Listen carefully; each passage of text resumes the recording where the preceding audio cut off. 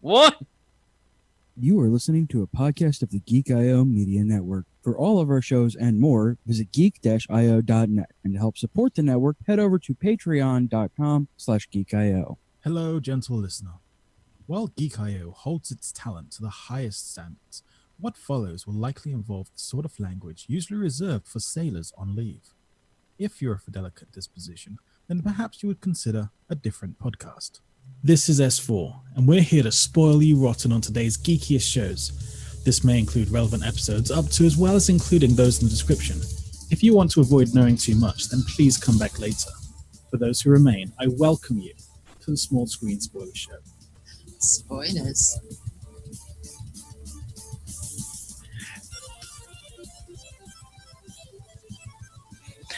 Hello and welcome, friends, to the Small Screen Spoiler Show. I, of course, am the one, the only, your host for this evening, CJ, lesbian super cop in the future with a flying car boat. And that man over there to the left is, of course, Jared. I'm here to keep you from getting your ass shot off as a veto. You know that's right. I'm always here. This is factual on many, many, many levels. Saved it so many times. So many times. So many times. So many. Of course, the invisible third chair belongs to the lovely and talented Daryl. Call me bitch one more time, Shaler. And shout out to our amazing producer, Raul. Thank you, this guy, Garza. Thank you, this guy. Oh, man. It's been a heck of a couple of weeks in show watching. I know. Lots going on. Yeah. Some interesting stuff. We got some new shows because our shows keep ending. Yeah, Mr. Robot was done. Yeah. I thought Punisher was done, so I don't have notes on episode 9, but I think I remember enough of it. Yeah, I didn't have a lot, so I'll help you through that one. Well, I'll be fine. We'll be fine. Yeah, it's turns out Punisher's not real hard to remember. Yeah, it's okay. We'll just hold CJ's hand as he suffers through and this last few episodes. Hey, all right, we'll get there. What are we talking about tonight? Well, tonight we're going to talk about Electric Dreams, Season 1, Episode 1, Real Life, Season 1, Episode 2, Autofac, Agents of S.H.I.E.L.D., Season 5, Episode 7, Together or Not at All, Season 5, Episode 8, The Last Day. Then we're going to talk about Black Lightning, Season 1, Episode 1, The Resurrection. And finally, Punisher, Season 1, Episode 9, Front Toward Enemy, and Season 1, Episode 10, Virtue of the Vicious. Yeah. Before we get to those, though, of course, we have to pay the bills somehow. The podcast listeners will be taking a quick break. Let me hear some words from our sponsors. Everything sound good so far still, Ro? Yep, everything's good. Cool. Awesome. All right. Coming back. 3, 2, 1. All right, and we're back. Thanks so much. If you want to have an ad-free experience, tune into us live Mondays, 10 p.m. Eastern at twitch.tv/Geekio show. All right. So we're going to start off with one of our new shows, Electric Dreams, which is an Amazon exclusive here in the States. Apparently it aired in October or something like that for UK. It's already a thing there. Real dick move, UK. Bigger dick move on all the Philip K. Dick shows on Amazon. All the Philip K. Dick shows. Oh, yeah, all of them. This is a kind of take on all of his other stories other than Do Androids Dream of Electric Sheep, the obviously kind of spin on the Electric Dreams thing, and Man of the High Castle, both of which are obviously already done. But, yeah, and I think these are all based on short stories. And yeah, he wrote a lot of short stories. Man in the High Castle is a big fat book. Yep. Well, not big fat book, but I've read... It's a novel. It's a full size. Yeah, I've read the one... I forget what Real Life is based on. I forget the name of the book, but I remember reading it.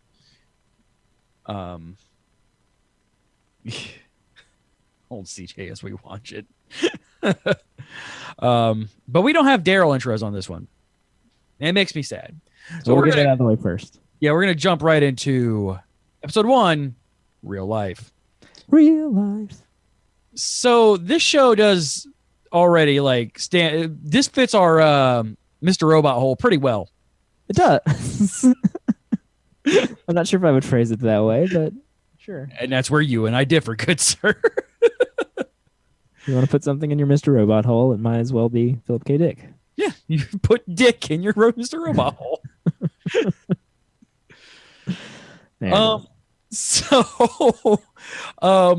So Real Life deals with two paralleled, not even parallel, two stories of a lesbian super cop in the future, played by Rogue. Yes. And a successful black businessman in the present, played by Rhodey. Indeed. Rhodey 1.0. Rhodey 1.0. Not to be confused with Rhodey 2.0. Yes. Not Don Cheeto. Yeah. No Don Cheeto, but Terrence Howard. And Anna Paquin, if you don't understand the Rogue reference. Yes, Anna Paquin. There's also in the present day, with Terrence Howard, we had Irene Adler from the Sherlock show. Nice to see her again. And,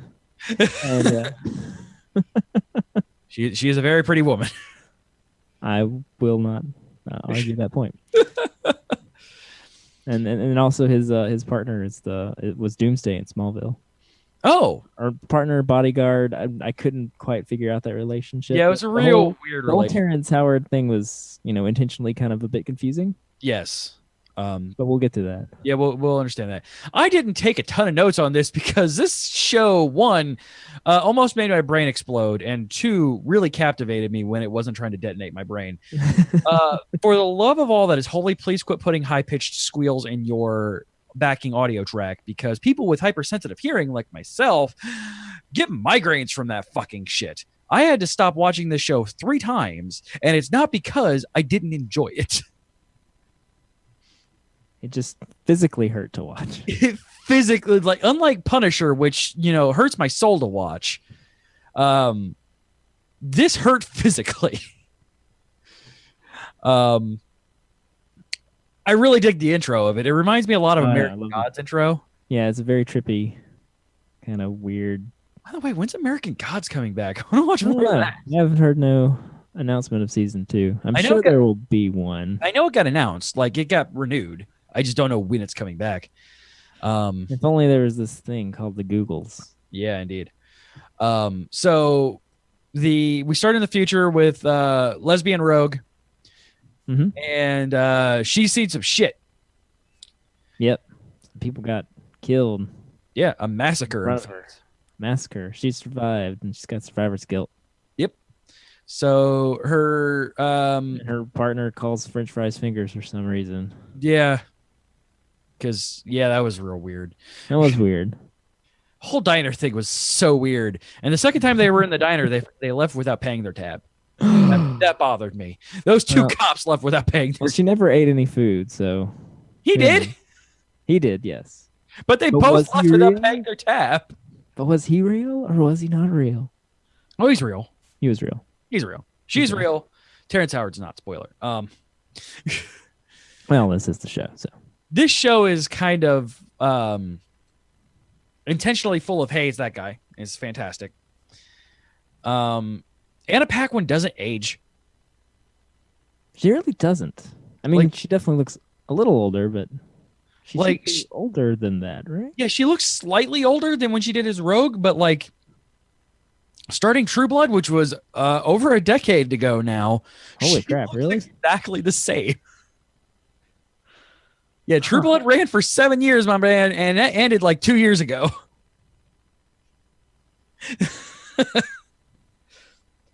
And she looks exactly the same as you saw her pubes for the first time in episode 1 of True Blood.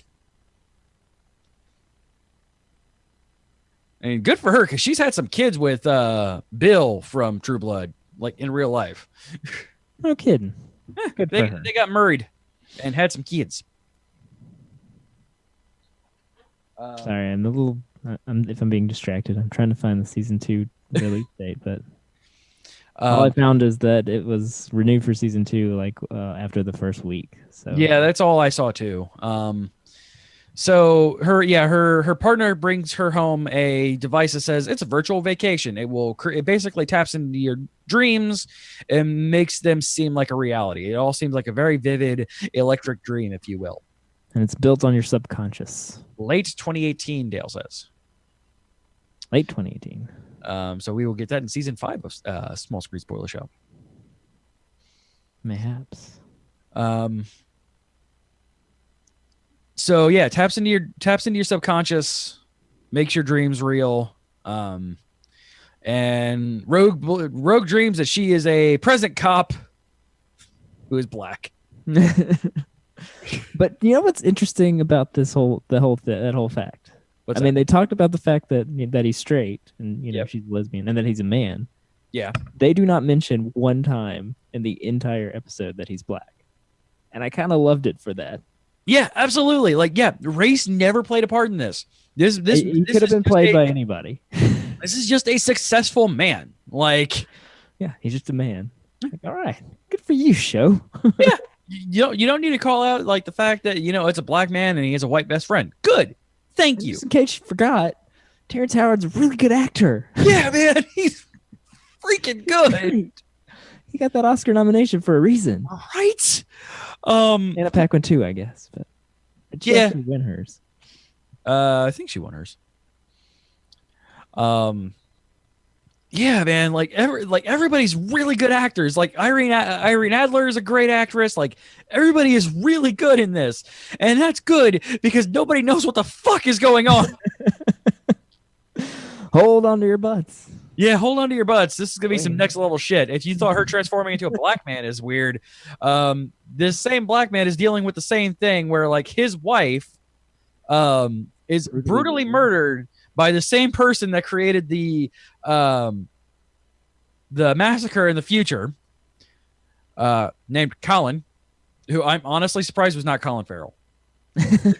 maybe they had intended for it to be. Maybe he was busy with other things. An Irish man named Colin. I just honestly, with everybody else, like the names in this, they did get some names, man. Like I was just honestly expecting Colin Farrell to pop up as Colin from Ireland. And because of his wife being brutally murdered on film that went hyper viral, he's basically turned into Batman. Yes. They say as much. Yeah. Running around like Bruce Wayne. Yeah, they flat out call him Bruce Wayne in this show. He's a rich man. He's out being a vigilante with Doomsday at his side. Honestly surprised they did Doomsday in Smallville. That's a real weird thing. And the way they did it was real weird too. But that's a story for another time. One of these days, when I'm avoiding watching Boston Legal, I'm going to watch Smallville. It's hard for me to recommend Smallville, even though I've watched every episode and I do love it. I know it's bad. I know it's real cheesy. I kind of want that right now. And though. there are times that it's. Well, you've told me like the later seasons get pretty. The later seasons are pretty fun. I gotta say, the later seasons are great. Because we've been through this. Like I remember watching the beginning of it, and like I didn't like it because at the time it was just teeny bullshit. I hated teeny bullshit. Yeah. And now I watch The Flash. Not Arrow. No, not Arrow. Arrow's still bad. I watched the Crisis on Earth X stuff, and man, Arrow's so bad. I'm not watching Boston Legal on precedence at this point. Thank you for the host, Jackie Hearn. So yeah, he's around Batmaning, trying to solve his wife's murder. I just broke my mini camera. Oh. And like they keep going back and forth because he's invented a VR thing in the past that does the same thing that the thing in the future does, but it's a headset instead of just a little thing it drills into your head. Yeah, it's not a little tiny hockey puck. It's a full-on head thingy. Yeah, VR thing. And we're not like stumbling over this and saying things a lot because a lot of this is hand waved. Like There's lots of hand waving. this is something you shouldn't really pay too much attention to. Magic science. Yeah. Woo! Science fiction for a reason. Like, oh boy. Yeah, this isn't hard sci-fi. This is heady. Think about what could be sci-fi. Yeah, this is less Mr. Robot, more Star Trek sci-fi. Yeah. Not really based in any kind of reality, which I kind of dig. Like, I really wanted this. Yeah, I'm okay with this show. I've enjoyed these 2 episodes. Yeah, like, all right. Jeez, all right. Really rad intro. Anna Paquin doesn't age. More than 2, less than 10. I don't remember what that was in reference to. I think, how many drinks have you had? Sounds vaguely. Sounds that sound familiar. Now I can't place it either. Right? I wrote that down because I laughed, and I don't remember why I laughed at it. Rogue, you're right. That does sound really amazing. The dream vacation thingy. Yeah, or Your Life. Your Life sounds pretty great. Yeah, your life does sound pretty great. I'm a super cop who has a flying car and a hot lesbian wife who wants to have sex all the time. You're right. That sounds like somebody wrote it.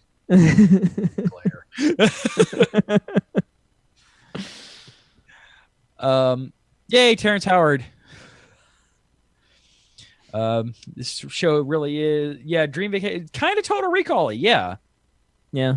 Wait, Total Recall wasn't based off of Philip K. Dick, Yeah, it was. was it? Yeah, it was.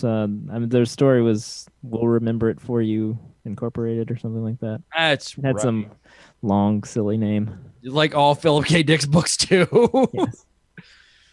Like this, I doubt this one was called Real Life. It was probably called, like The Life and Times of So and So in the future and the past, or I don't know. Yeah. Or lesbian super cop with a flying car and a hot Lesbian What's wife his wants to name? have sex all the time. Hey, with a title like that, everybody's gonna read it. Right? It's kind of like Jury's book that got like up there. Jury, for those who know low, Justin Robert Young, host of the Night Attack, frequent guests on the Geekioshow, wrote a book like what fuck was it? And thanks, Dale. So We Can Remember It For You Wholesale is what Total Recall is based on. I was close. It was Yeah. close. It's like hot lesbian daughter, like, so it's really like he Googled just- like the most searched book titles and shoved them all into one short story title. And it worked. Hacking the system. Hashtag. Go home, Santa, you're drunk. No, not that one. That was his Christmas short stories. It really bothered me that they did not pay their second tab. I didn't even notice. She ran out without eating again. She never eats in the dream world either. No. She just picks up and looks at it. She had to have something in her system because Terrence Howard puke. Oh yeah. It was pink and weird though. I'm Yeah, not it was sure what real that weird. about. So you think we're gonna get gratuitous sex scenes in every one of these episodes? Did we? Oh, and there was. We got a lesbian sex scene in this one, and we got a sex scene in the second one. the shower thing. Yeah, They're both not super explicit. but it's still gratuitous. That's not really needed. Yeah, they were unnecessary. I will agree to that. I don't know. It's an Amazon show, and they want to be HBO real bad, so probably. This is very true. And then my last note was there's the high pitch buzzing that made me stop in pain. And I watched the other half of it when I was in bed, which was pretty much just the end of it, which we'll get to here in a moment. What other notes do you have, Chess? Trippy intro, check. Yep. A Vacation from Your Life. Oh, I bet that's the original title. A Vacation from Your Life. That sounds... Vacationception. We already talked about. There are 2 Katies. There are 2 Katies. The wife in the real world and the wife in the dream world. Yeah. 80s. One's dead though. Real Yeah. sad. One Very bad, sad. real bad. Very sad. And well, that's sad. Guy And Burnett final note. played Colin. Say what? Guy Burnett played Colin. Exhibit piece is what this was taken from. Interesting.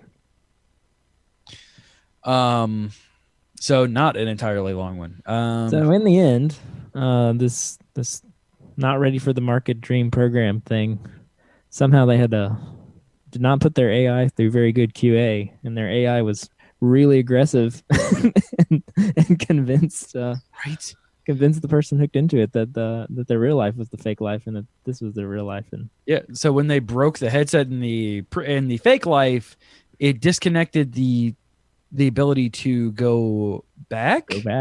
Question mark? I don't know. And Something she pretty about much just went brain dead, or like a neural brain passages closed forever. Hand wavy. Yeah, hand wavy. Even though they explicitly said it makes it easier to wake up when I have the VR headset. Not an explicit.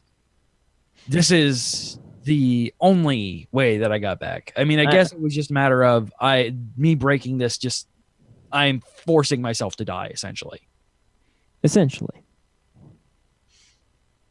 Because basically they said that there's no like active brain waves outside of what she's doing in her head. So she's, for all intents and purposes, brain dead. And that's the ending is, hey, remember Rogue's actually real and Terrence Howard's fake. Yeah, so we're going to have a little message about how people seem to think they deserve not to be happy. Yeah. They deserve to be punished for their lives. We all deserve sadness. Yes. And in that way, she convinced herself that her life that was pretty great couldn't be real because it was good. He still had both. I mean, both lives are not terrible. Like, it's true. She does have Irene Adler on the other side. Yeah, like, and they definitely do not state that, outwardly state that she is one of the most rich people in the world, but they very highly insinuate that. So, I mean, he's the richest. It's like, how much are you worth?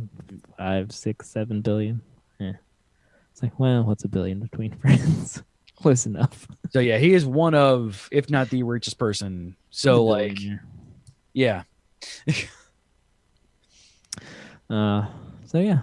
I mean, anyway, at the end, she figures it out because she starts putting together. It's like, oh wait, yeah, this is the fake one. I'm gonna get out of here.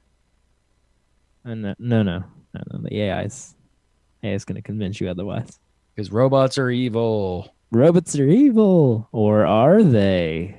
As we see in episode 2, aka Amazon probably feeling really weird as it's airing a show about what it's trying to be in the future. An excellent point. And that was my first note. Like, I took very few notes on this because it was really interesting. I'm like, how awkward is it that Amazon has to air this? So in the future, there's this automated factory / delivery service that, just creates stuff and drones it out to you. Yeah. Whether you ordered it or not. It basically controls food creation, pretty much everything, like for the consumption of natural resources. Yeah. For the humans, like it is food. It provides shelter. It provides everything. Like it is all intents and purposes God. Yes. Except that it's poisoning all the land and the water. Yeah. You would think though that it would eventually create a way to get rid of that many carbon emissions, but probably as a pretty robot lady says, our carbon footprint is very small for a product our size. Yes, Alice is great. I love Alice. Alice is fantastic.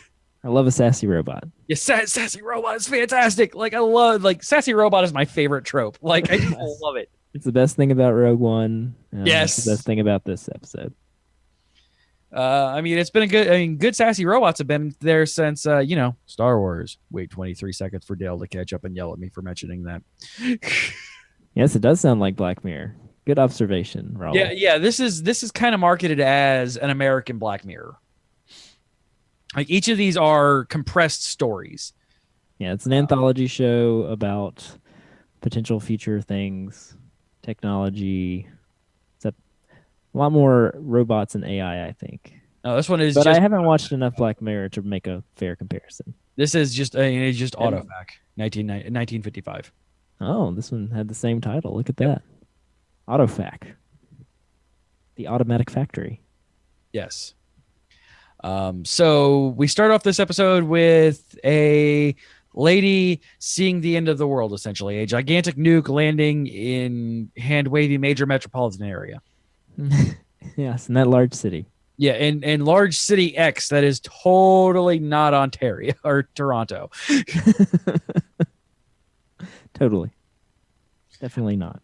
And then we flash forward to the future. Going on a drone hunt. Yep. Where same lady turns out to be a cute British girl.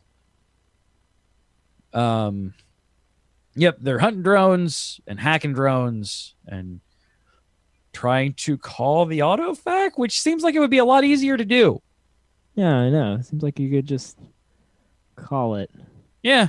Like, even when they hack into it, it's literally just a customer service portal. Like, this is not a employee login that they hack into. It's literally a customer service portal.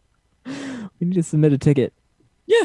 Like, we went through all this just to submit a ticket? You have technology enough to hack a highly advanced AI drone, but you can't go to customerservice.autofac.god? No. Also, did everybody else forget how to read in the future? Other than intelligent blonde girl, which is a nice trope nowadays? Her name was... What was her name? Felicity Smoke. Emily. Her name is Emily. Yeah. I knew I wrote it down Felicity somewhere. Smoke. Not Felicity Smoke.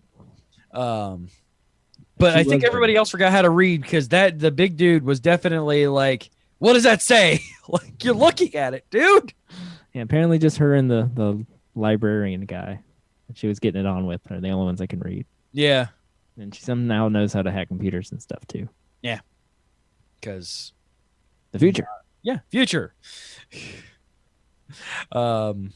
So they get the Autofac's attention again. I mean, sure, you could have probably just because they opened up a ticket and said that they wanted to complain about their latest delivery because the equipment was pizzled. Yeah, it was pizzled. That was a fun thing. Just put pizzled. Why? Because pizzled? I don't know. It's a made up word.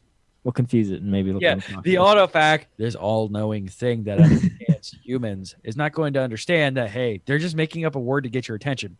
And then a sassy robot shows up and tells them that indeed the Autofac realized that they were just making up words to get their attention. You were just making up a word. You were making up that word to open a dialogue. She's a very pleasant, somewhat scary, sassy robot. Yeah. I mean, I never got, slightly scary, not super threatening. No, just slightly. Yeah. I mean, yeah, because it was obvious that she was not one that was going to harm them if it came to that. Auto FAQ. That works too.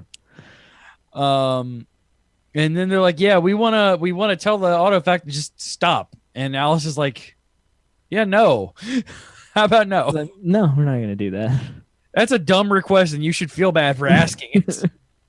But you're eating all our resources. You're destroying us. We have no food. Well, we'll provide your food. Don't worry about it. Yeah, we got this. We're good. It's like we'd rather just do it ourselves. You have Autofac subscribe and save, where you save 15% for every time you open up a subscription with Autofac. An Autofac pantry. Autofac now. Hashtag CJS. I love you, dude. Oh, here we go. And then she's like, okay, well, I'm just gonna turn you into a drone then because I can hack you now. Because you don't want to do that. Yeah. But you're replaceable, Alice. Oh snap. Everything is replaceable. Alice, don't want you die. Do not delete Alice 5. Alice 5 is alive.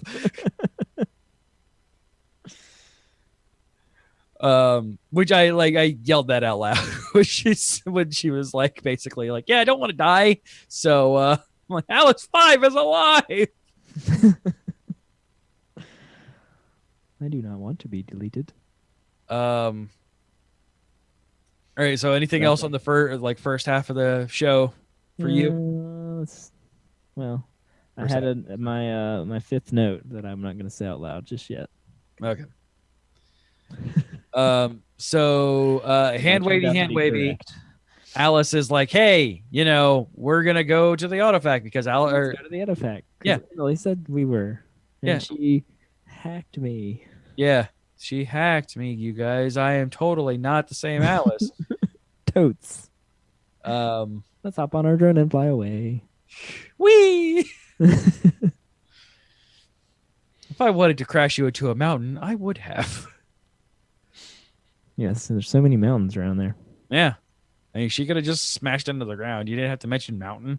Like, I got some real Hunger Games going into the Capitol flashbacks while they were flying over the attack A little bit. that, like, Except it was all robots. yeah, all robots. Flew in. They're going to bomb and blow up the Autofac. And then Yeah, they hop because- on the elevator? Why does this place have an elevator? Yeah, and why does it have Stairs. any electricity, like any light, doors. running lights or doors Lights. or anything? Why does it have a coolant system that they immediately point out? Follow the coolant system. You'll find that. Why? Find the array. Why? Okay, Why that does makes that sense. exist? Well, the Autofac's got to have a coolant system. That's fine. But why are there stairs? In the future, why though? Like, Computers still need coolant. I mean, They get Yeah. hot. but okay, all right, sure. I'm sure it could just created like the greatest thermal paste, and just dealt with it. And then there's another super ninja robot in there, and he cuts the other dude's heads off. Yeah, rip that guy in half. And then they go down into the basement. Yeah, It's filled with pods. dun dun dun robots. Yeah. Robots everywhere. Emily's like, "Oh no, you're copying me." Yes. Which note number 5? Emily is a robot? Question mark. My note was, oh, I see nailed it. where And then I you're was like, oh wait, there's more to it than that. yeah. I said, I put Everyone's down doing it. Emily assault droid, and I'm not entirely incorrect in that one. No. Emily's a robot. Emily's a robot. Turns out Everybody's a robot. everybody's a robot. All the humans are dead. Yeah. So the Humans are Autofac was nothing. lonely, so it created humans. Thusly, bringing me back to the point of why does it still have a coolant system? I don't know. It could create The- humans The humans to are created. facsimilate like orders and stuff like that to not feel lonely. Yes. The Autofac was lonely. That was the entire point of this, and it created this like But the near people- automata / like Horizon Zero Dawn dystopian future because it was lonely. Well, it created several of the little communities, and Yeah. they've been working out the bugs, trying to figure out why the humans aren't happy. Yeah, That they can make them because better. learning humans that it created. And, Yeah, apparently and her, unfortunately, they based all of their robots on employees of the original Autofac. Which I including mean, that's you. fine. I mean, that's the information that it had for systems and humans, and certainly at a production that large, there would have been hundreds, if not thousands, of employees that it could have taken biometrics from and created. So that's fair. No, that's fair. It's fine. But they introduced something they didn't expect. The president. Memories. Yeah. Emily remembered. She was the creator of the Autofac. And she's a robot. Emily Bezos. And she cuts off her head. Uh, Her forehead. yeah, chops off her scalps herself. Yeah, scalps herself and sees the robot parts underneath. I'm a robot. Like, oh crap, I'm a robot. And then Hax creates this, elaborate plan to sneak in. Yeah. Get herself connected to the Autofac where she introduces virus and kills everything. Logic Or kills bomb. them. Brrr. Logic bomb. Oh no, what? But why? I'm trying to replace us. Rip Autofac. And then the robots lived happily ever after? Yeah. Question mark. They never realized that it'll be super weird that none of them get old or can have children, no matter how much they bang. Do they age? Can they reproduce? Do they just live forever? Do they really need food? So many questions. So many questions that will never be answered because this is an anthology show. And like, oh my God, like I really enjoyed these 2 episodes. They are well scripted, well directed, like well acted. Like, oh my God, like these were really, really great. And you got Rogue and Rhodey and the little girl from Atonement. Yeah. It was really well grown up and scary robot. And then Alice is somebody, but I can't remember her name. She is in. She in Orange is the New Black? No, I wrote it down. Hold on.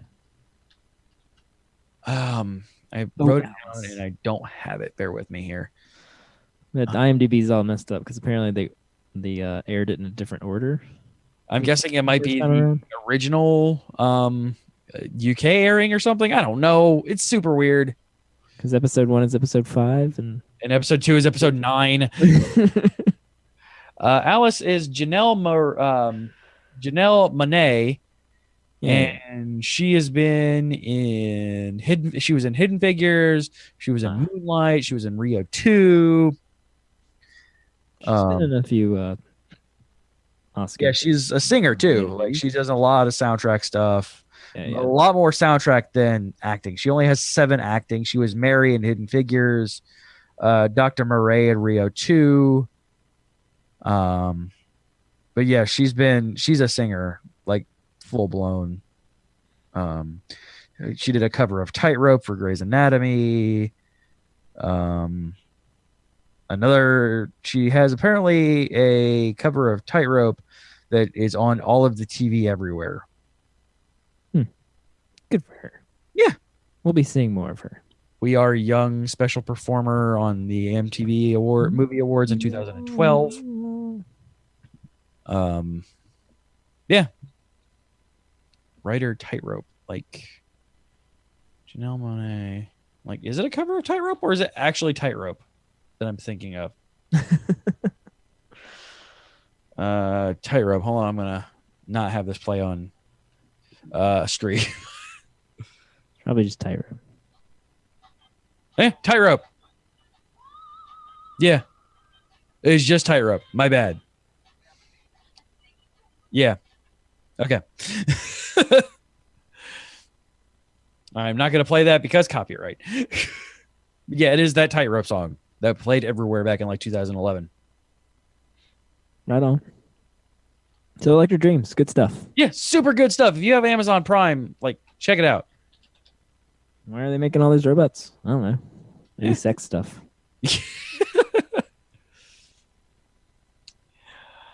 All right.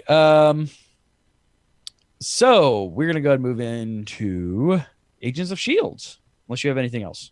No, I'm good. Right. Robots live happily ever after the end. Question mark.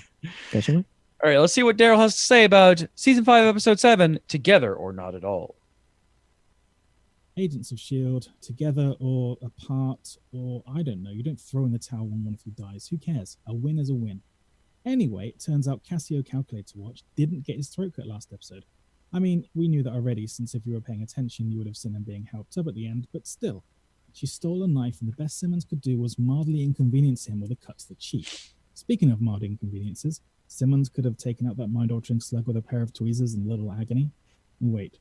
Mind-altering slugs that go inside people, flamboyant aliens who like fancy makeup and dinner parties while enslaving humans with their intimidation soldiers, a plucky group of human fighters led by an older sarcastic man who quips constantly, the restrained badass, thin nerdy male scientist, brilliant and hot female scientist, a secret base, portals capable of time travel, and spaceships. Fuck me sideways. Agents of S.H.I.E.L.D. has gone full Stargate this season. So Yes. this week on Agents of SG-1, I continue to fall in love with Sonara. I could watch a whole episode of her either standing moodily or kicking ass. I don't care. So fucking Whedon, and I hope she not only survives, but also joins the team. Come on. The gang can call her Smurfette while she stoically remains in the basement. Yeah, she'd be a female Teal. On with the show, though, and everyone makes it to the same soundstage that looks a little bit like a ruined Earth, complete with CGI aliens and a discount scorpion for more combat. Crypts are crypts, and if you want to this week, in this episode, Chekhov's gun had a nice Chekhov's bayonet. Indeed. Well done, good sir. Bayoneted. All right, so episode 8. Yeah, right. So episode 7. Wait, I forget. Did Daisy get a limiter turned off again? Next note. Nope. No. We don't want that. We don't want that writing problem in our lap just yet. Yeah, She still has no powers. It's great that she's like a badass even without it, though. Yeah. Like, I like the fact that she is not just like, even though she can't quake at people, like that she's useless. Like that's great to me. So to make things easier, they brought an icer with them. And left the icer. Immediately walked away with it. Yeah. Leaving it on the ground. Like, really? You're just gonna leave it there? Like, yeah, just guys, you left the you left the fine. And Cassius is alive? Yeah. And even though you directly see him get his throat cut in the last episode, I could have sworn it was his throat. It was apparently just his face. he got a boo-boo on his cheek. Now he's got a scar face. Yeah, that Blue scar randomly faces. disappears and reappears. Like, that scar is definitely vanishing and returning. I don't know what you're talking about. Nothing is impossible now, CJ. Nothing is impossible now. I put notes on here how many times it disappeared and reappeared. It disappeared more than it reappeared. And like, he had that deep shade of blue for a bruise for like 30 seconds, and then it never came back. And makeup's expensive, man. Like, Sit in the chair for hours. Cassius is You just get whatever takes you can. Cassius's in-Kree ability is just being able to heal bruises really quickly. And scars. Yes. Disappear and reappear. Randomly reappearing and disappearing. We have a number 1 lesson on how explosions do not work that way in space. Is that all right? Boom! Yeah. That's not how that works. That's not how that works at all. I laughed my ass off when it happened, though. It was great. The show is great. This show is so stupid, and I love it. Mini Boss is still alive. Patience is a feeble cover for inaction. Indeed. You're begging. It's repulsive. Yeah, she's so great. Like, I agree with Daryl. Like, she is fantastic. I do want her to join the team. Yeah, me I too. never considered that, but yeah. Yeah, now that Daryl said it, like, I just want it. Like, yeah, I'm okay with her being blue teal. Like, I'm glad I'm not the only one who thought this show was going full Stargate. Like, I'm glad Daryl put that together finally. I thought he was about to say he's going full Firefly, but yeah, you're right. I forgot about the portals and stuff. Yeah, gooey, liquid-looking portals. Like, yeah, it's full Stargate, and I love it. Stargate is one of my favorite series of all time. You know what else is my favorite? What's that? Enoch and May teamed up together. Yes. Who are you? I am Enoch. Like, why am the bugs eating you? I have no tender insides for them. Yes, I have no What did tender you eat? insights for them to extract. It's like, I thought Fitz wasn't building any robots anymore. I am not a robot. I'm a sentient automaton. Whatever. I was not built by Fitz. She's so great. Come with me, Melinda May. It was just them like working off of each other. It's just amazing. I have dispatched 31 of these creatures. Are you a doctor? You should have a new profession. Perhaps you could consider a new profession. He's basically calling her a shit fighter because he just kicked all of their asses and she did nothing. Well, she does have a hole in her leg. Yeah. Yeah. And tender insides to extract. And tender insides. I would not. I would like to toot my own horn, as you would say. I would not say that ever. Uh, Stuff. So the reason why we figured out the reason why Daisy doesn't have her powers because they blew all of the budget for these 2 episodes on the roaches. I know those things are good. It looked really good. I took a note. I was like, wow, the roaches look good. Yeah. They took some time on that CGI. And budget. That's the reason why Quake doesn't have her powers right now. Quake don't have powers. Have bugs, no powers. And why the rock flying CGI looks a little bit cheesy. Yeah, because you need the money for the bugs. Speaking of flying rocks, why is it always the eye, man? Always the eye. God, why? Cree eyes this time though. Yeah, Cree eyes are a little bit less like squirmy than the blue goose. Yeah. Yeah, the blue goo. Well, that's what it's meant to do. Like, it is meant to make you realize, hey, these are not humans. Blue goo. Yay, blue goo. It's like the bot is telling you, Raul, you put that title in wrong. I thought Enoch died, and I was very sad. No, Enoch's not dead. This is a Whedon show, dude. I was so afraid that Enoch was just gonna get pulled off screen and die. No, Enoch. Thank you. Need you to stay alive. You were fantastic. It's my favorite new thing. Yeah, like I want him as series regular. Like just keep him around. He can join the team. Yeah, absolutely. He fits in perfectly. He kind of does, especially after like just somehow developing a sense of humor over 80 years or whatever. Like, yes. Developing a super sense of humor over 30,000 years. Yeah. Well, he didn't. And then 80 years is when he decided to get a sense of humor. I found this incredible telecom called Agents of S.H.I.E.L.D. Have you ever heard of it? I have now mimicked my speech patterns after that. I have watched all the Whedon shows. There's this weird short run one called Dollhouse. I feel a strange connection to them. Watch me now as I turn into a prostitute. Voila. Now I am a prostitute. As I have always been. As I have, brother. As I have always been. Exilius' brother. He's a real douche. Yeah, and it turns out Cassius is a I say his name. Drink. Yeah, Cassius is this season's Ghost Rider. I was gonna say we're gonna do a double drink with you saying Knight Rider again. I'm not gonna say Knight Rider. I'm not gonna do it.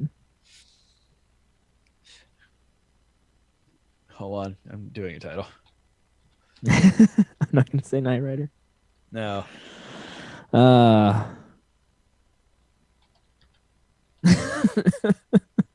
Also a good one.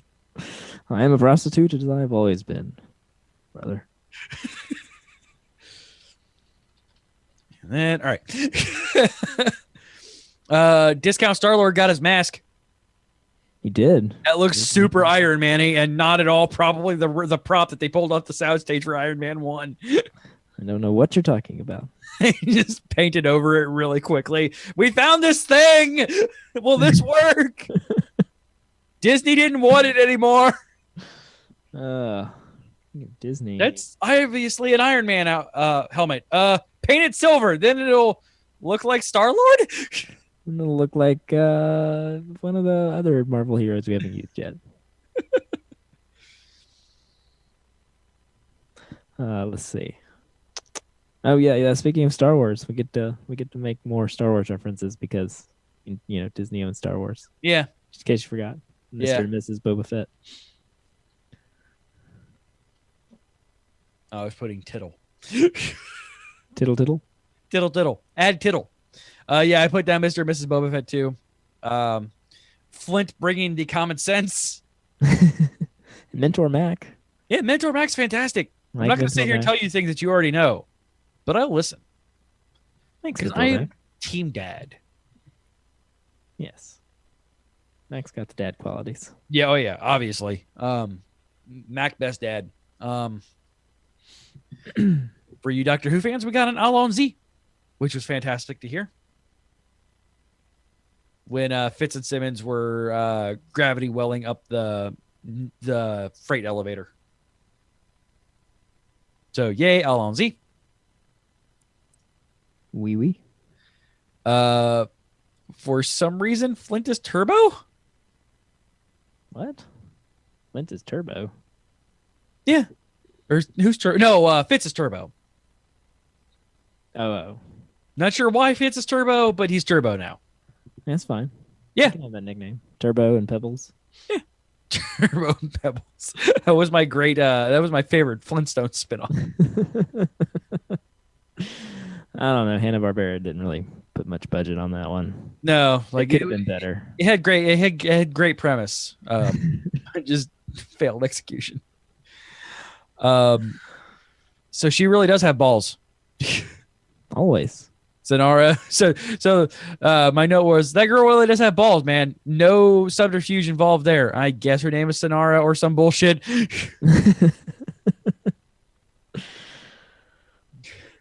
Yes. Big blue ball lady. Yes. But Mr. Boba Fett and his guns. He was about some guns. Oh, great. We now have a clip. Thanks. I appreciate that, Dale. That's what we have Dale here for. Yep. And we got Mini Boss doing his thing, killing his brother because, yeah. Bayoneted. Because foreshadowing and Chekhov's bayonet. Yeah. I prefer a sword to feel the blood of my enemies on my hands. They do kind of get kind of a backup of Cassius, little Cassius, basically he is a warrior. He's just, now prefers the finer things in life because he's stuck on this rock and might as well enjoy the finer things in life. Yes. But he's more of a thinker than a fighter. Yeah. He has Sonara for Sonara for the fighting, yes. Yeah. She killed the generals. Because Saved him it was from the suicide mission. Yes. All in all, like I really dig where this is going. Like I enjoyed this episode. It was a lot of fun. Yeah, this episode was very, very fun. I don't understand the gravitonium callback. What was that for? That was the one thing that the professor was working on back in. Yeah, I know. A season 1 callback. I know where it came from, but what are they setting up there? I don't know. Like it was, I don't know if it's a setup or anything, or if they're gonna gasp. It's gravitonium. They're gonna break that, and like the gravity in the station is gonna go away or something. I don't know. We split the party. They did split the party. Thanks, Flint. Never split the party. Listen to your own advice, Mac. It's fine. Go be a mentor. Help Flint. Yeah, whatever. Go be dad while Coulson wrecks the trawler to Earth. Yeah. Any other notes? Let's see. The weapons are on level 3. I hit a cache of weapons with all the blood-sucking aliens. How was I supposed to know? I was supposed to know that. I'm sorry. I thought I was trying to help you guys out. You're right, man. You're right. I'm sorry. It's cool. Thank you. Thank you for thinking. Tess's death had an impact, and I like how this show writes impacts. Yeah. Had some definite impact. I just love, like he's like, how was I supposed to know alien roaches were going to be taking over level 3? I thought they'd be okay there. Also, it was probably the highest level that he could get to at the time. Because remember, this was like 80 something years ago or whatever. Indeed. And then at the end, we're all together and old bird lady's there. Yay! At first, I thought it was older May for a second, and then I'm like, oh wait, no, she has bird lady. She has a bird. So, yeah, I was like, who is this? Is this somebody's older self? And then they showed the bird. Oh, it's the girl. Okay, it's Robin. It's Robin. All right. And speaking of that, let's go ahead and immediately jump into what Daryl has to say about the last day. Agents of S.H.I.E.L.D. the day after yesterday. Remember when we found out that there was an important child in the present and that the distant future the team had been sent to was actually within the limits of a human lifespan? Did you think that child might show up as an old woman? Don't get too smug, it was pretty fucking obvious. What wasn't so fucking obvious is how nicely time travel seems to work for the purpose of this story, as we witness the timeline of the agents who never went to the future, but instead remained to see the world end and go on to seemingly invent time travel so they could be pulled from some point before the disaster, so they can kick ass in the future before going back to the past, and overwriting the previous future like recording over your parents' wedding video with that ultimately pretty average episode of Star Trek The Next Generation. The glimpses of that alternate timeline, original timeline, are in equal parts heartbreaking and touching as we follow a devastated Yo-Yo dealing with anger and loss, and a maternal May helping out the temporarily confused Robin, with some beautiful scenes that become linear by virtue of being played out of sequence. Nice work, Agents of S.H.I.E.L.D. I did not see that coming. Nice work indeed. Yeah, like, okay. I was doing time travel well. I was not expecting to literally cry during this episode. Like, not even just like misty-eyed. Like, I was in tears in this fucking episode. S.H.I.E.L.D., I do not come to you for fails. I come to you for stupidness. The dumb and the fun, running around. Occasionally, you get that one episode where you got one character stuck alone on the planet for an entire episode.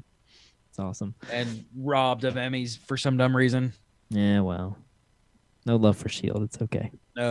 This show got a bad rap in season 2, and like a bunch of people never came back to it. Pretty much. Yeah, even though now it's fantastic. Oh my gosh. Yeah, even though now it's like my favorite thing. Right? I'm so happy when Agents of S.H.I.E.L.D. comes on. Like, I really look forward to it. I actually at this point almost had this on appointment viewing. Like I like Friday nights at like 11 when it goes off the air, like I am watching this. Like it is. Yeah. So in case you couldn't tell from Daryl's intro and CJ and I's reaction, I didn't take a ton of notes on this one. Yeah, me either. Just a few, and most of them, like over half of them, were just quotes about Mac and his shotgun axe. Right? Wouldn't that make it harder to shoot? Easier to chop heads off with. Makes it easier to chop heads off with. Hello, gorgeous. Oh, I get it now. Shotgun axe. Yeah, I know. That was the greatest reunion of this show. Was Mac and his shotgun axe. Best ship, best girl. I ship it back in shotgun axe. The greatest reunion. Reunited and it feels so good. So thank you, Fitz, for. Yeah, thank you for remembering the shotgun axe. Thank you for remembering the shotgun axe. So remember those roaches that absolutely everybody had an issue with? Yeah, nobody else seems to have an issue. No, like they're gone now. No more. There were conveniently like 5 of them. Well, they were in the shadows and sneaking up on people. But now we're gonna smoke them all into a room, and then Yo-Yo's gonna dust them all. So okay, with, Shield Tech from season 3. Oh, yeah, 4, whatever. It's fine. Previous callback. Weapons from previous seasons. Yes, which is cool to see. Like yes, and they already had that CGI, algorithm. So yeah, apply it to these, turning X into dust. So let's apply it to these filter. frames. And voila. Copy paste, copy paste, copy paste, copy paste. Speaking of saving money, my job here is done. Speaking of saving money, hey, let's repurpose that jet set. You're right. Zephyr. Yeah, we Zephyr's massive, you guys. Now, instead of everything being black, it's all kind of brownish and dirty. Yeah, so they just go in with like if there's canned air, I'm guessing there's canned dirt, and just go through and spray the entire thing of it. I'm okay with this. And just hang some discount Halloween decorations because they got those on half off sale on November 1st at Spirit Halloween. And I'm not arguing. Like I would expect nothing less from this show. And I love it for it. Thought we were gonna get Star-Lord's dad. Nope. I did too. They sure played him up a lot. Yep. Man, they were playing. It's like, who's it gonna be? Turns out all future fat old men are dicks. All of them. True. In the future, never trust fat old white men. They will stab you in the back, literally, or in the front. or the front. They're not discriminate. They will just stab you everywhere that there is a tender bit for them to extract with a knife.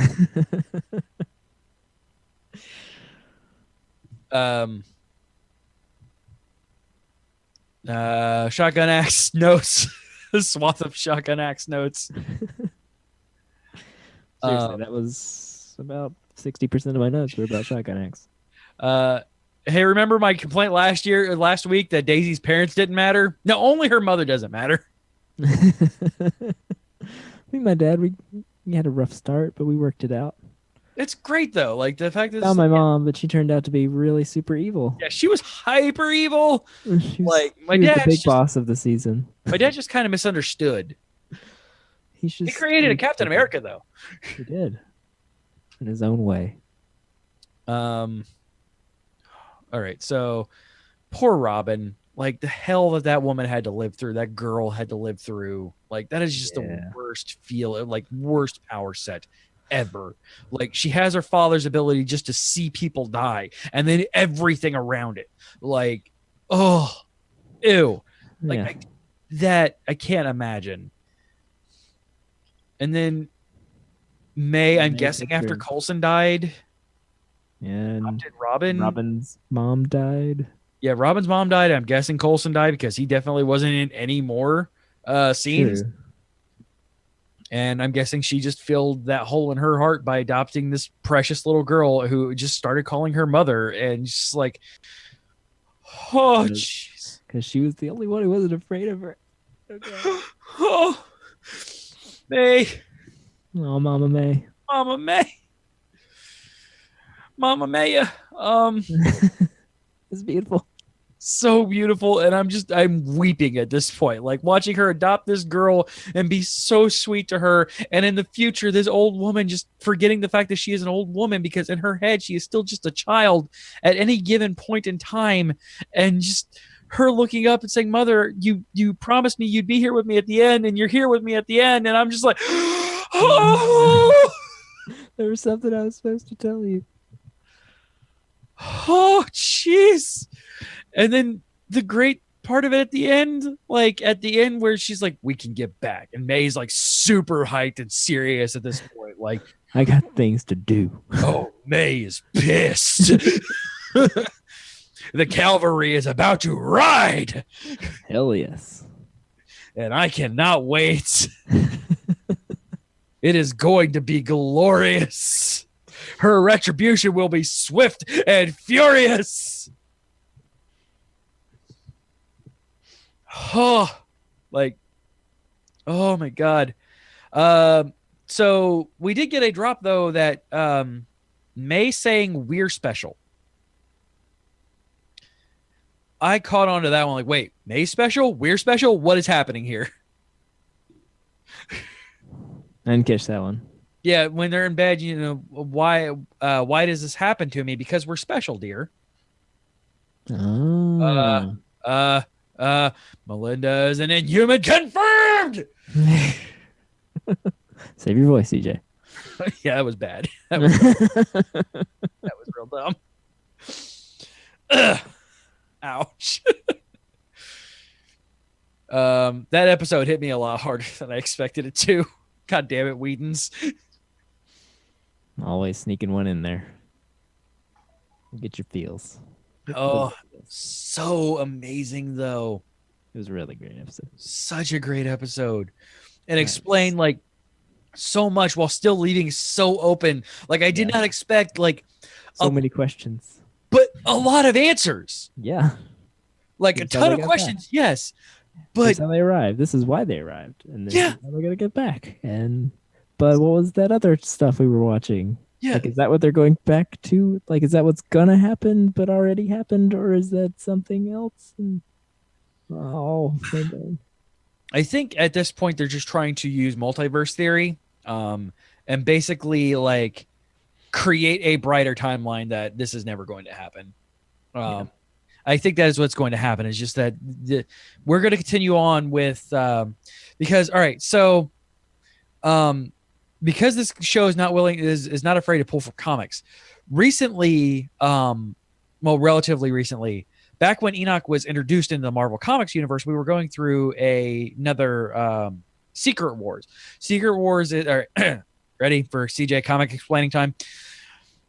Secret Wars is a part where, in this particular one, Doctor Doom, the war, like all of the universes ended because of the Beyonders. The Beyonders came and just like wrecked everybody's shit.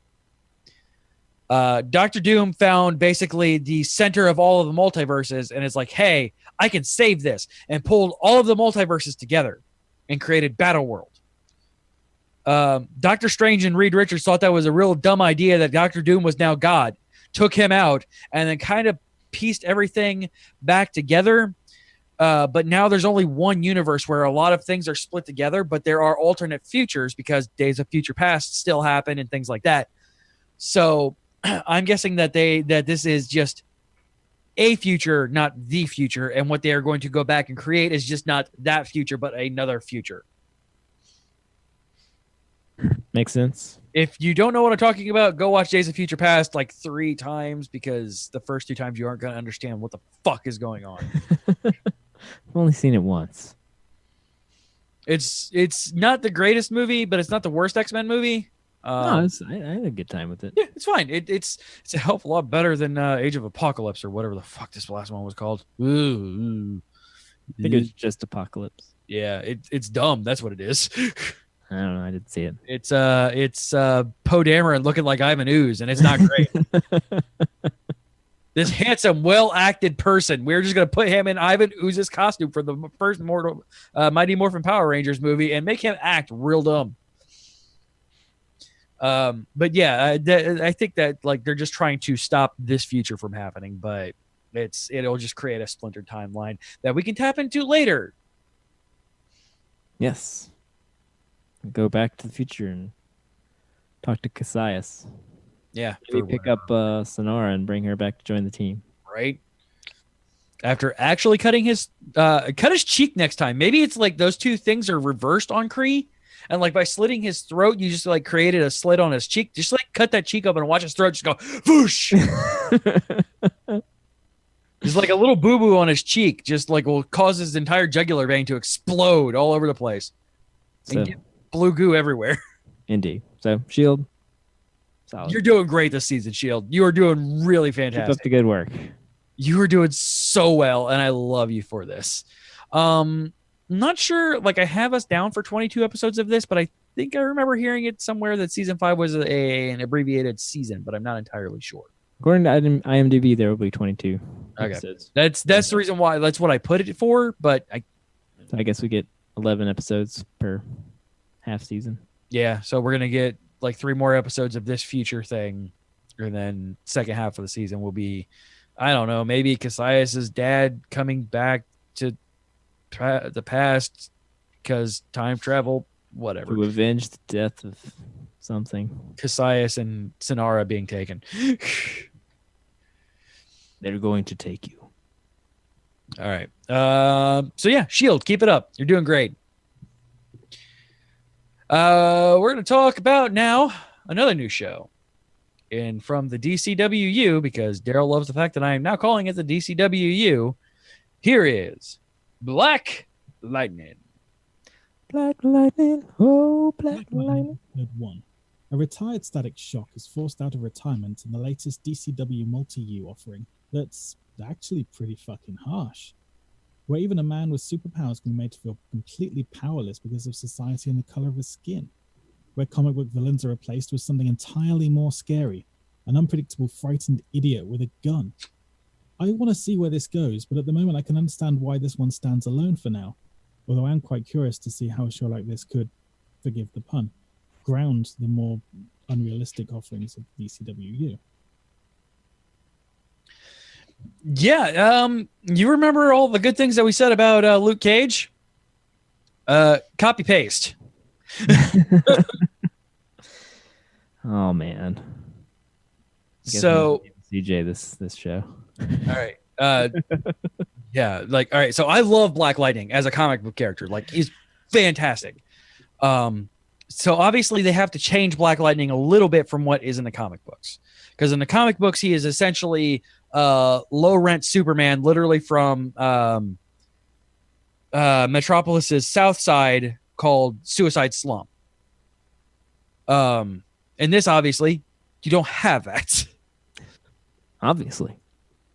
So this is how you start a comic book show.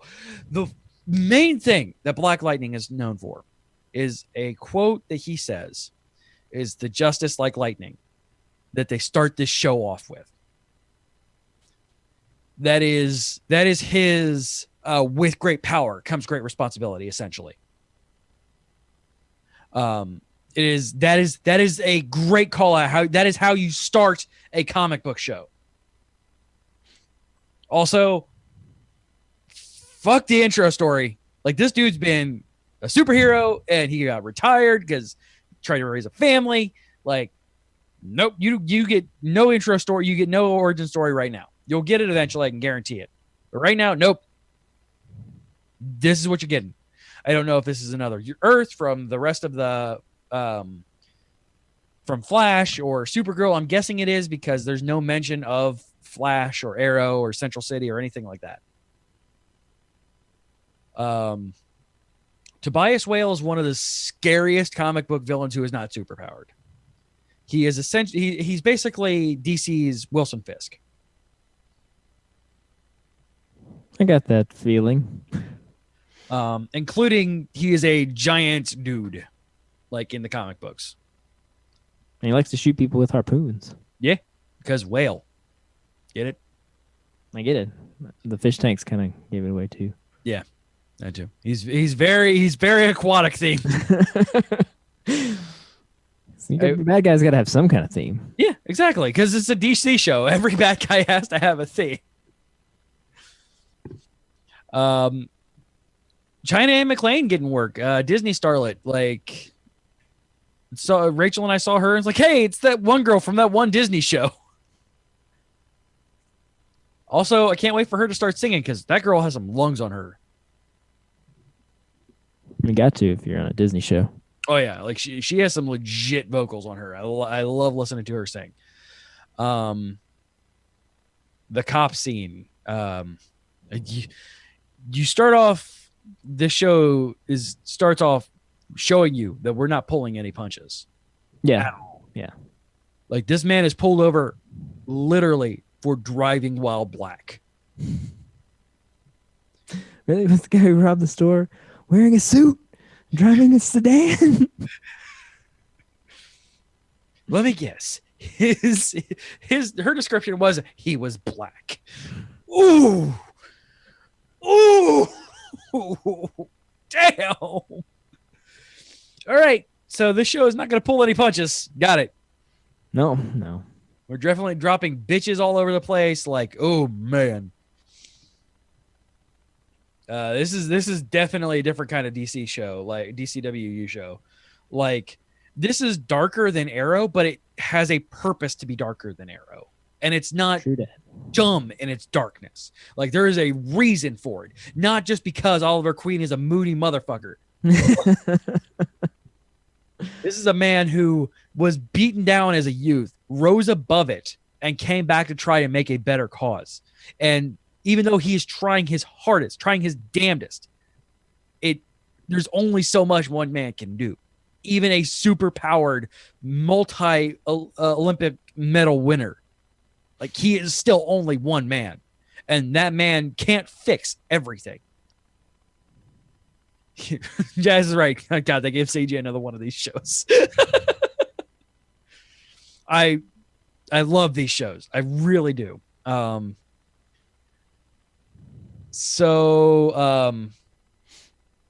down here high class ass kissing. Absolutely. An alternative black girl.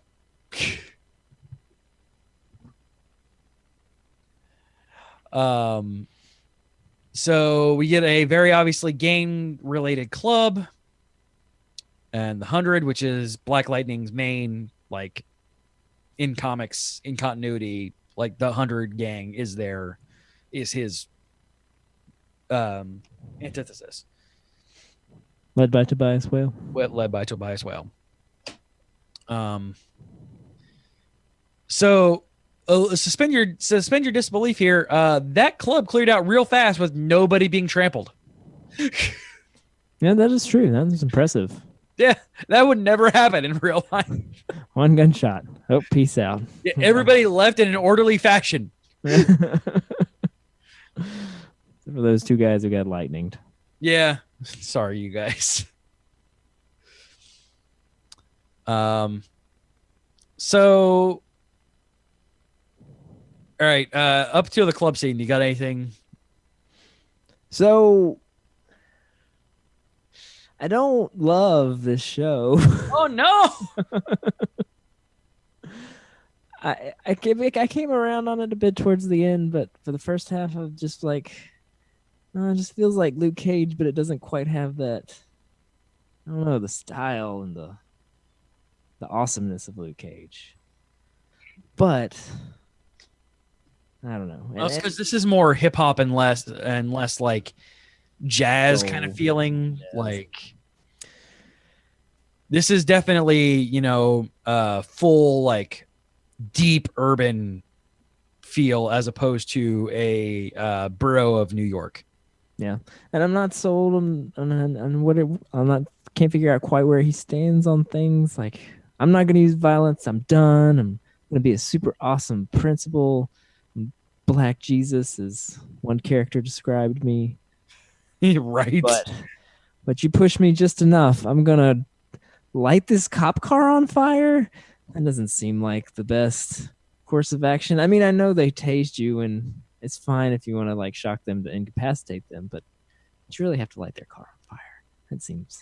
That seemed unnecessary. They're not the bad guys here. Kind of sending the wrong message, maybe. No, I mean he's wanted. Like there's a poster with Black White Lightning being wanted. So fair enough. He is.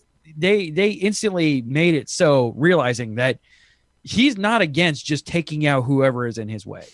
Yeah, but figure out where you got to be Black Lightning. I'm in the show. It's definitely better. I definitely like it a lot more than Arrow because, like you said, Arrow's just dark and depressing for Oliver Queen's sake. This is depressing because rich white people's problems is he actually lives in a dark, depressing world. And it's cool that they have like a 40, 50-year-old superhero. Yeah, how cool like is that? Not a young dude. Like he's got like a 20-year-old and teenage daughter. Yeah, and guess what? They're actually parents. Like these parents are actually parenting, and it's amazing. That too. His wife left him because he wouldn't stop trying to save the world. And it was more. I took it as I'm going to take. I don't want to come home to you dead one day. Yeah, exactly. I can't take this, and that's kind of understandable. Yeah, actual motivation. No, that was like an actual good. not just stad, like not just a made up thing. I can't tell you who I am because it's protect you. Yeah, she knew he was Black Lightning. Like she knew, like he didn't try to hide it from her. Disappearing for hours in the middle of the night and coming back bloody because reasons. Like I can imagine she married him knowing he was Black Lightning, and then just as she got older and as their children got older, she's like, I just can't. It's literally you at this point. It's not me. It is you. That's my first complaint. Complaint number 2. This show went to the Mr. Robot school of putting music in your show. Yeah. Dialogue is normal, and then music comes on and it's just so freaking loud. And hey, show, I watch you when my kids are asleep, so come on, give me a break. Right? I'll give you that one. Yeah, the music is real loud in this.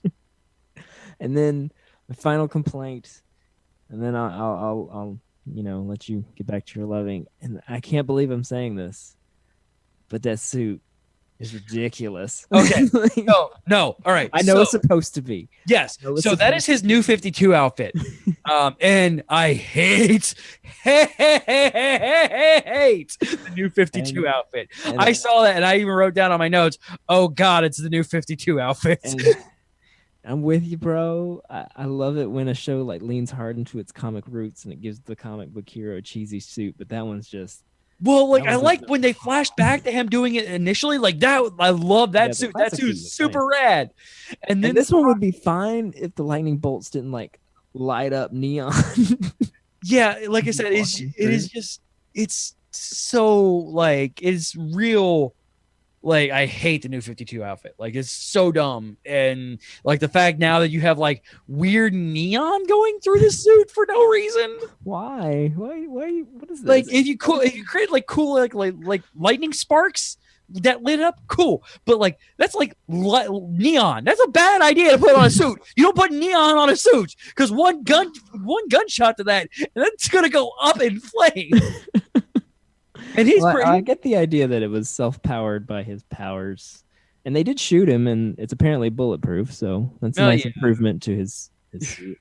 So thanks Dexter's dad for that. Got that is next to his dad.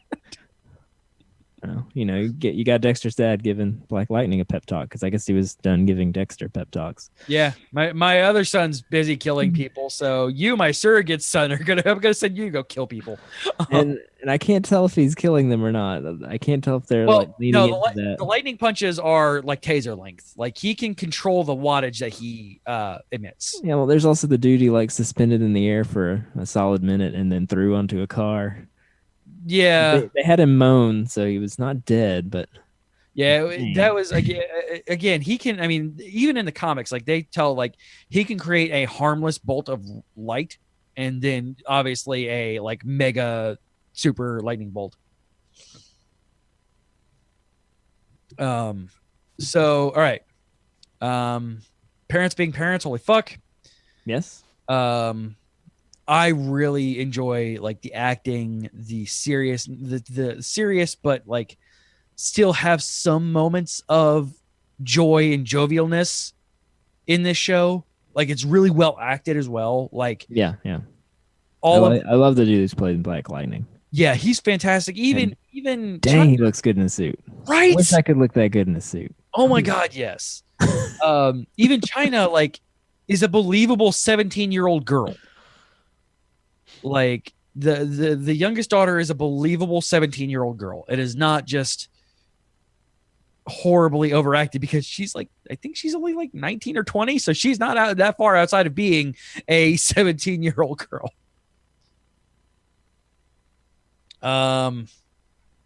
So yeah, don't fuck with his family. You messed up big time. Well, yeah. And I love like the fact that he is able to touch even like the gangsters. Like, this gangster is raising the boy in the convenience store. Yeah, rough, but still, you need to do the right thing. Even if that right thing is happen to be selling drugs or whatever, but that's you need to work hard so you can get out of this life and show the white people that it's not just them who have power. Yeah. Mama is great. And just, where are you going? Out. Bring them home. Oh,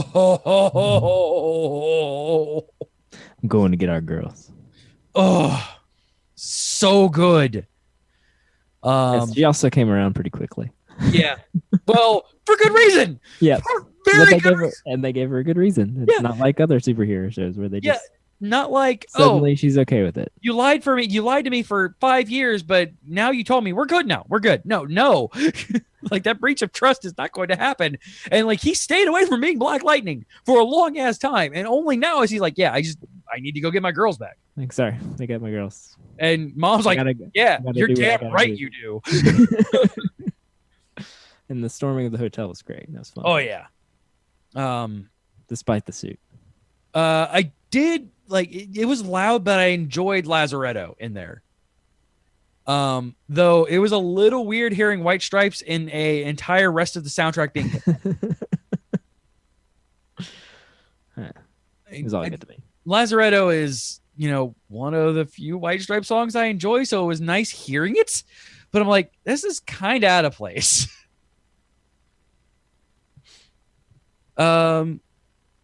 I really liked it. I'm in. Like, I'm so in on this. I'm glad that they did not ruin a character that I enjoy, unlike Marvel.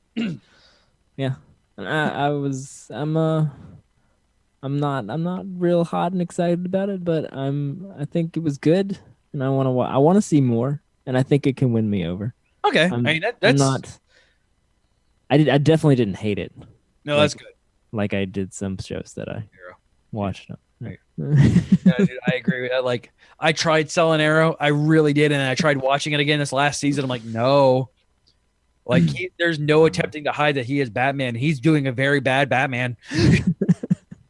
He is not a good terrible Batman. impression. Yeah, This very is the bad worst Batman. impression. Yeah, it's like it's not great. No, it's not good at all. Flash is real good. Like, Flash brought in the Elastic Man, Ralph Dibny, and he's stupid, and I love him.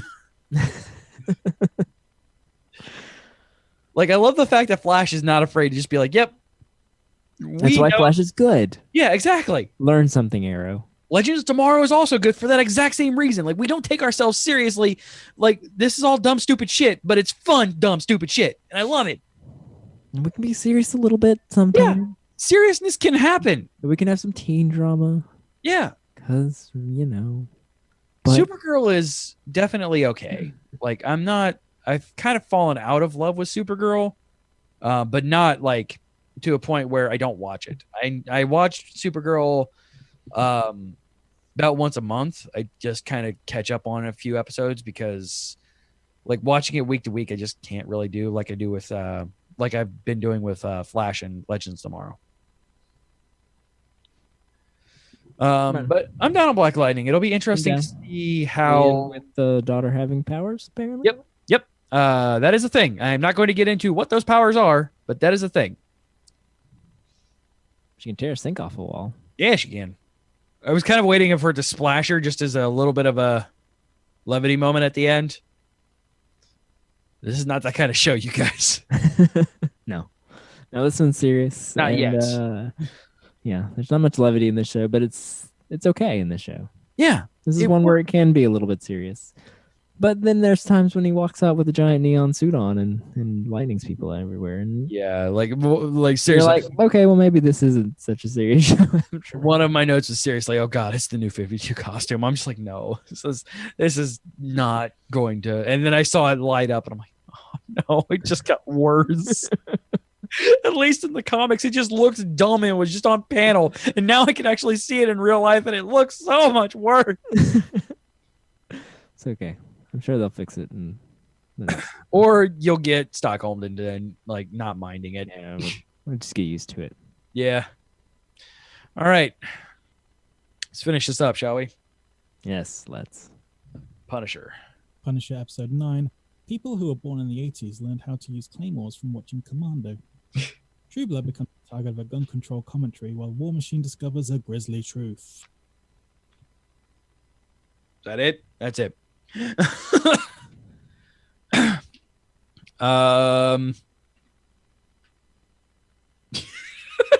Thanks, Daryl. Yeah. Yeah.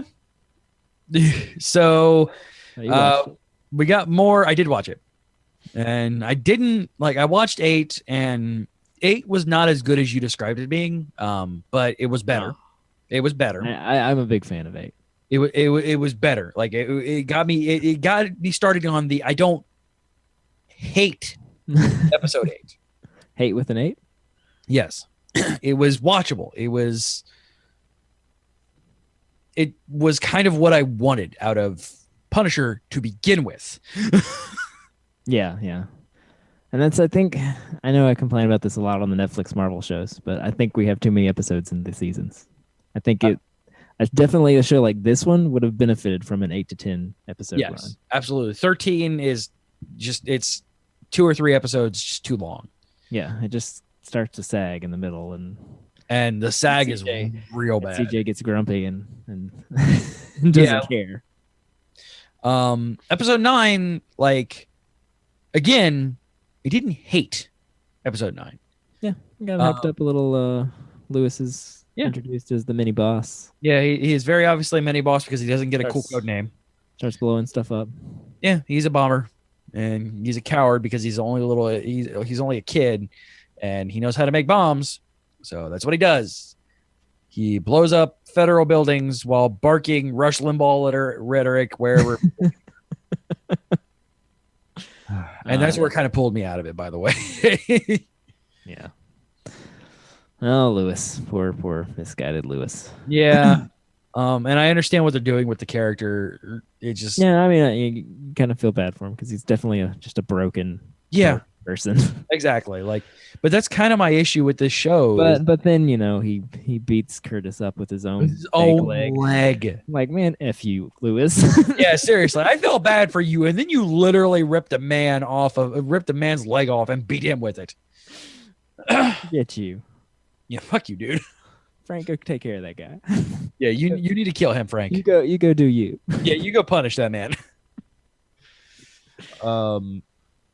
And Frank barking negotiating skills on fleek, yo. No, yeah, he does like to bark while he negotiates. Yes. You gonna blow me up? Is that what you want? Is that what you want? We're gonna do this. We're gonna do this. Do it. This is what we're gonna do, Lewis. This is what we're gonna do. This is what you want. This is what you want. I like Punisher a lot more when an entire show wasn't focused on him. Yeah, he's a little bit. I agree that he's better as a secondary character. He comes in to just yell at Daredevil for being an idiot. By the way, where the fuck are the rest of the superheroes while this is going on? That's what I'm wondering. He blew up a federal building. There's bombs going off and nobody else shows up. 3 federal buildings exploded, and there's no Daredevil. There's no Luke Cage. At least Danny Rand would show up, right? He shows up all the time. Exactly. I mean, rich people are being attacked. Danny Rand is going to show up and try and yell at them. Because that's his superpower, just whining at people. He punched the dragon through the heart, and the power he got was... You got to get out of this building. Quick, come to the dojo with me. Yeah, all the federal agents come back to the dojo. Why are we here? Happy birthday to Dojo! Quick to the dojo. No. Why are we here? I don't know. It's the only place I know to go. It's the literally only place that I know to bring people. Claire's like, why did you bring them here instead of the hospital? Because the dojo, bye! I have to go fight these people by myself. Take care of the injured. Yeah, thanks, Danny. Okay, bye. But I mean, obviously, Karen's here, so this is Daredevil's area. This is not for real. Karen got put in danger. Yeah, there's no reason why Daredevil did not yank up Frank by the neck. What the fuck are you doing? It's my turn to yell at you. You're being real dumb here, Beard Boy. You didn't think I saw that? You can't see. You don't think I saw that? Even I could see that Beard was stupid. Oh no, maybe. Well, that's true. Daredevil is, thought dead and mysteriously somewhere. So I guess that makes sense for him not to show up. All right, but still, I mean, Danny Rand and Luke Cage. Yeah, there's no reason why Iron Man and Power Fist aren't here. Or fuck, Iron Man and Power Fist. Drink. At least it wasn't me this time. Hold on, drinking. Power Man and Iron Fist haven't shown up. It's there's no reason for the disconnect here. It's a real weird disconnect because even if this is taking place during the time of Defenders, there's no reason why Punisher wouldn't know what the hell is going on during the Defenders run. Yeah, that too. Maybe they're just all mad at him for not coming to help with the whole Dragon Bones thing. We didn't invite him over for Chinese food, so he's just not gonna come over. F those guys. I want to try. Oh no, no, Chinese food. I want Chinese food. I'm enjoying our Punisher this season that we're making. He's just super grumpy that he just wanted Chinese food so bad, and nobody invited him for Chinese food. So yeah, Lewis blew up some stuff. Tried to blow up Curtis after beating him with his own leg, and Frank talked him out of it. Yeah. Let's move on to episode 10.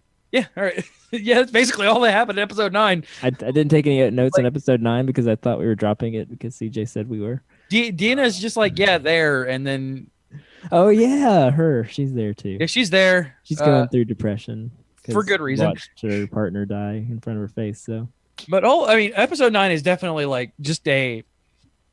They could have cut out parts of. It's just things are escalating. Yeah, they could have cut out parts of episode 8 and episode 9 and put those two together, and that would have been a complete that would have been a great episode. Yeah, have it end with bombs going off. Yeah. And then we go right into episode 10, which Daredevil shows up and like, what the is going on? Yeah, right. Cage is like, What? We see a political assassination attempt from several different perspectives. I think I remember this one. I don't know. It's a bit like that film Vantage Point, where a political assassination attempt is viewed from different perspectives. All right. Let's see if I can find the note. There it is. Oh, you wrote down Vantage Point? Vantage Point.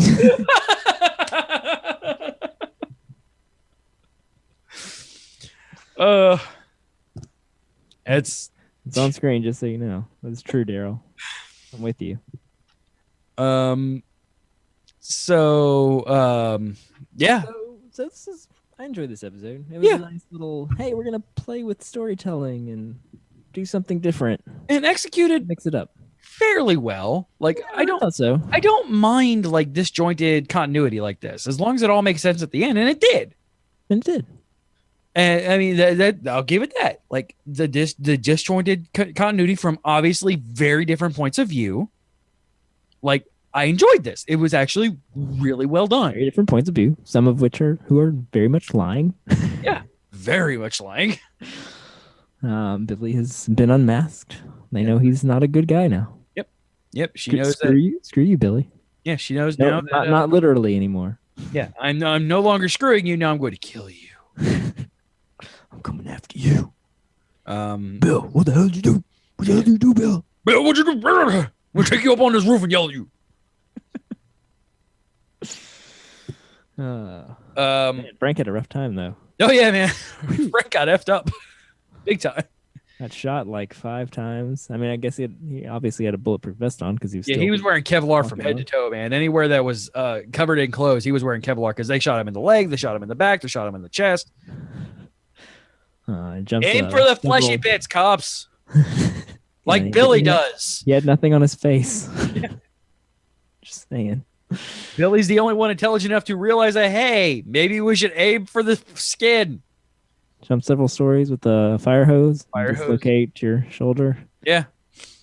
That was mostly believable in its ridiculousness. I was okay with that. Yeah. He's hardcore. Yeah. But I don't know who's going to fix him up. Yeah. Night Nurse has not been seen in this series yet. No, I don't think she's going to be. She's busy. Getting busy. You know what I mean?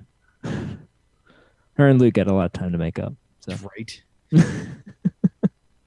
While he was in prison. Yeah, remember that we had this buildup of Lewis? Turns out he's a super dick. I was afraid he was going to throw the birds out the window. No, the birds were symbolic. Yeah, it's like sometimes like people get so adjusted to being in their cages, man. Like no matter what you try to do to free them, like they're happy in their cage. You want to set them free, but like they want to stay in their cage because that's where they feel safe. Maybe their conditions just like their cage, man. Like totes. You can't solve that, man. Let me solve it. I'm solve it by shooting people and blowing people up. My Lewis person. Wait like a soldier. Wait like a soldier. Wait like a soldier. Yeah, what? Like no sergeant would tell you that. Like that was dumb.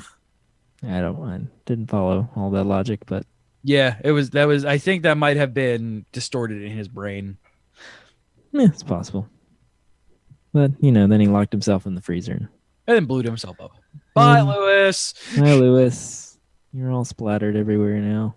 Yeah, there's bits of you here and here, and here, and over there, and a nice blood puddle in the middle of that freezer.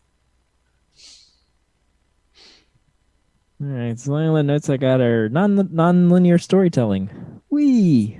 Yeah. Vantage point. We already discussed. Why does Raffi feel so untrustworthy in every scene he's in? Is it just the way he looks? 'Cause, I mean, Mandani seems to trust him. Oh, the older dude? Yeah. Yeah, I'm fairly sure he's crooked as fuck. Yeah, I just every time he's on screen, I'm like, man, that dude's Yeah, that dude's dirty. That dude dirty. has to be I don't dirty. trust him at all. Why do you trust him, Dina? Yeah, it's weird that you are in position of like trusting people in power, but not trusting in people in power, and being told not to trust people in power, but trusting people in power. And William Rollins. yeah, Rollins. What do you mean, Rollins? He's a covert operations. So you're telling me a spy kills people? Huh? Dun dun dun. I would never have imagined. I can only imagine. Uh, And then final note, I guess Frank had a zip line at the ready. Yeah. So, and he's always prepared, and that's something that carries over from what little I know of the Punisher in the comic books. Like like Karen says, he never enters a building that he can't escape from. yeah, I knew that. But hey, zip line, cool. Yeah, zip line. Yay, that's dumb enough to work. Sure, let's go with that. So, Sure. all right. Yeah. So my takeaway on this, I'll finish the season because we only have 3 episodes left. I didn't hate these 3 episodes that I watched. It's good. 'Cause I definitely enjoyed these more than the first half of the season. Oh yes, by and far. This is not like a Daredevil season 1 turnaround for me. Like at episode 4, like, oh my god, this is actually good. This is tolerable, and if we can keep this pacing up for 3 episodes, just 3 episodes, it's all we have. Just 3 episodes. You're talking to yourself, CJ? I'm talking to myself and the show. I mean, so I got this. Yeah, I didn't hate him, and I'll finish up the series. Yeah. At episode 8, I mean, 1 through 7, I liked. Like I thought, I liked the show. I enjoyed the show. I look forward to watching the show. It was a wasn't show. It was a show. It was a good show. I liked it. At episode 8 forward, I'm like, yeah, I'm in on this. I'm down. I like this show a lot. And for CJ, it went from I hate it to okay, it's tolerable. I can tolerate this. that is exactly what happened. It was just High by, fly by, and beam. it was yep. It was a show, and now it's a show that maybe I could tolerate watching 3 more episodes of. Maybe 3 more episodes. Just 3 more. We'll do them all next episode. We'll just finish Yeah. it, get it done. Yeah, we'll just wipe the slate clean next episode and just be done with them. All right. Yeah. So if you want to get in touch, so that's it for the show, you guys. I'm not going to do the rest of it because I'm getting tired because NyQuil. So if you want to get in contact with us, That's right. you can get in contact with us, geekioshow@gmail.com. All the social medias are /geekioshow. You can give us a call at 727-489-4335. That is 727-489-GEEK.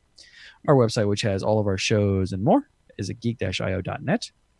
Again, Mondays at 10 p.m. Eastern over at twitch.tv/geekio show is this show, an anime otaku show, where myself and Josh and Carrie and occasionally Justin and or Raul talk about anime. It's fantastic. If you want to support this stream and everything that we do over the Geek.io network, head over to patreon.com/geekio. And if you are wanting to get some stuff that doesn't cost you any extra, but gives us, it comes a little bit back to, man, NyQuil. It's really starting to kick in. You can do it. We're almost there. Yeah, I know. I got this. All right. So if you want to, if you shop at Amazon, go to geek-io.net/Amazon, do your shopping through there, including if you are in the UK or Canada. And a little bit comes back to us. Does not increase your cost in any way. So you can head over to geekioshow.showbot.tv, and we've had people in the chat adding titles to that, which we will discuss right now. Indeed. Show title candidates. Here we go.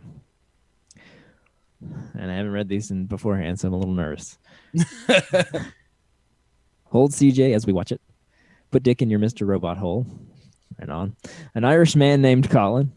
Vacation from your life. Customer service.autofac.god.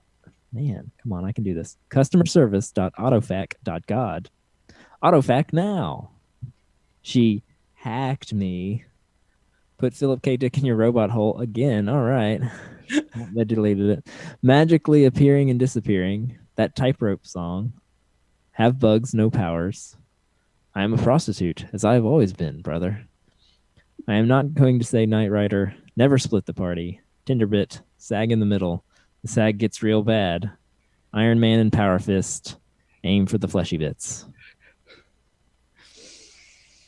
I think we have a pretty clear winner on what the title of the show is going to be. Oh, wow. Yeah, I guess we do. I am a prostitute, as I have always been, brother. Jeez, yep, it just continues to go up. All right. So thank you, Jazz, for hanging out with me. Thank you, audience, for hanging out with us. Thank you for Raul for making sure that I don't screw this up while I am high on NyQuil. We'll see you guys right back here in 2 more weeks. Bye. Bye-bye.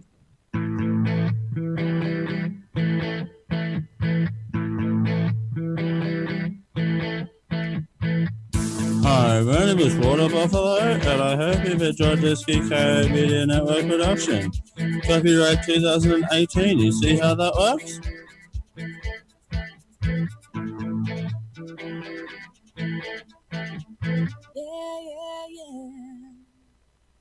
Diamond Club hopes you have enjoyed this program.